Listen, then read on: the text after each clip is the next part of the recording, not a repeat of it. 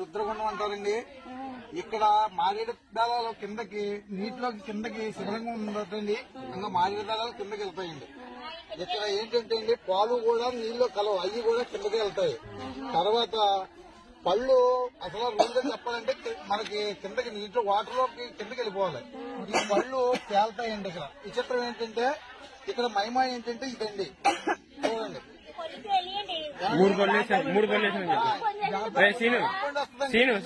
జాంపండు వస్తుంది కిందకి వెళ్ళి మనకి జాంపండు ప్రసాదం కింద వస్తుంది. ఏమండి వస్తుందండి, జాంపండు వస్తుంది ఇక్కడ. అదిగోండి చూసారా, జాంపండు వచ్చింది. ఇదండి నైన్సారం కింద రుద్రగుండంలో ఉన్న మహిమ అంటే ఇది.